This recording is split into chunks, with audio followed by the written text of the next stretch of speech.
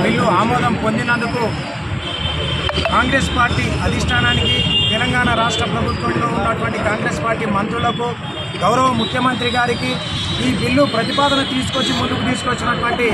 దామోదర్ రాజనరసింహ మంత్రివర్యుల గారికి మా హృదయపూర్వక ధన్యవాదాలు తెలియజేస్తూ, దళిత సామాజిక వర్గం అందరూ కూడా రుణపడి ఉంటారని తెలియజేస్తూ, సుప్రీంకోర్టు ఆగస్టు 1లో ఇచ్చిన జడ్జిమెంటు వచ్చిన వెంటనే గౌరవ ముఖ్యమంత్రి రేవంత్ రెడ్డి గారు నిండు అసెంబ్లీలో ఖచ్చితంగా ఈ భారతదేశంలోనే ఈ వర్గీకరణ మొదట తెలంగాణలో చేస్తామని వాగ్దానం ఇచ్చినటువంటి మాటను నిలబెట్టుకున్నటువంటి రేవంత్ రెడ్డి గారికి మరొక మారు దళిత సామాజిక వర్గంలో నుండి సామాజిక ఉద్యమాలతో ధన్యవాదాలు తెలియజేస్తున్నాం. ఈ వర్గీకరణ అనేది మరి సామాజికంగా జరిగినటువంటి ఎవరికి వ్యతిరేకం కాదు. మరి ఈ నియోజకవర్గం కంటోన్మెంట్ అనేది ఎస్సీ రిజర్వ్డ్ నియోజకవర్గం కాబట్టి ఇక్కడ ఉన్నటువంటి మా ఎమ్మెల్యే శ్రీ గణేష్ గారు కూడా అన్ని వర్గాలతో అందరితో సమానమైన తుల్యంతో ఆయన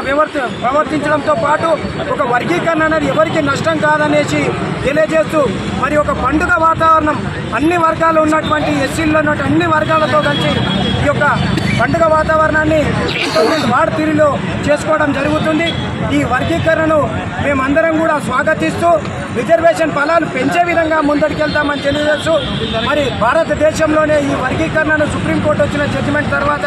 ప్రధానంగా మొదటిసారిగా మరి అమలు చేసినటువంటి రేవంత్ రెడ్డి గారికి, ముఖ్యమంత్రి గారికి మరొక మారి ధన్యవాదాలు తెలియజేసుకుంటాం. దళిత సామాజిక వర్గం